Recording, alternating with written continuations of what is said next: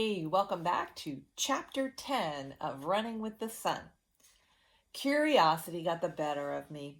Around lunchtime, Sam put together a stack of things to read and a sandwich. He convinced me to study and eat out on the porch with him. On top of his stack was what he calls his solar stuff catalog and a copy of the Energy News. That's a free newspaper about saving energy that he'd found at the library.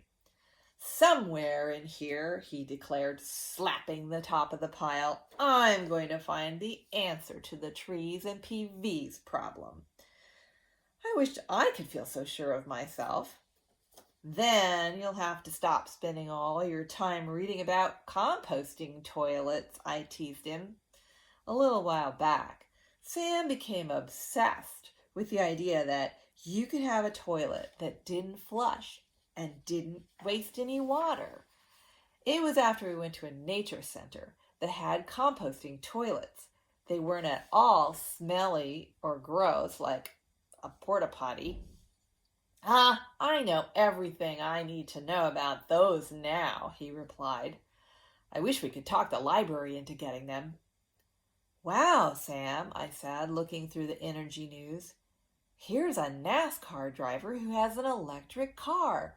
Really? Cool. Yes, and she's a vegan. You know, someone who doesn't eat or use anything that comes from animals. Huh? That's so... He started and then broke off because Sydney was coming around the corner, speeding toward us on her bicycle. I can't wait until school starts and she's out of here for a while, Sam whispered. I couldn't take my eyes off of Sydney's bike. It was a beautiful powder blue color with a little brass bell on the handlebar. It looked brand new. All the silvery bits were gleaming in the sunshine.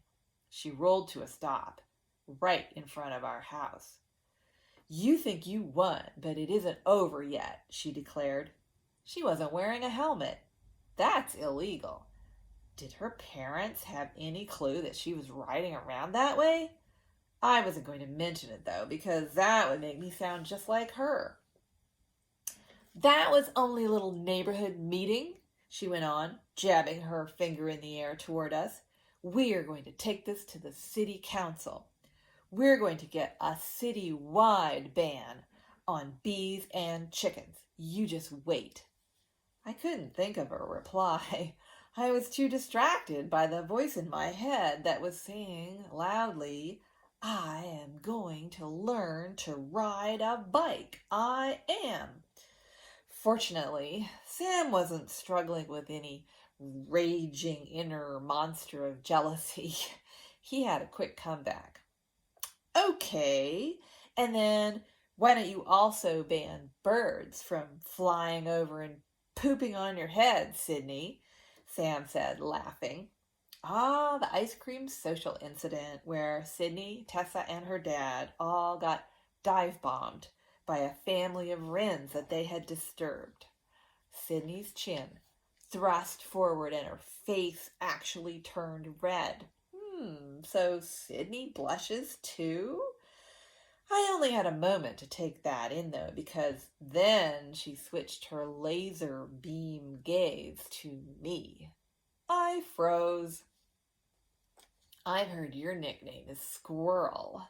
I don't know why anyone would want to be named after one of those nasty rodents. They're just rats with bushy tails. Yuck. With that, she turned and sped off, her bobbed hair flying out on each side like little dog ears. We could hear the ting of her brass bell as she left. I'm sure glad no one gave her a horn for that bike. How could she push so many of my buttons so quickly? I looked at Sam, and he let out a long, loud raspberry. I started to laugh because, well, it was better than crying. But I stopped short because just then the front door of the Lawhorn house opened. A small black dog, followed by Hawk, made its way slowly down the sidewalk.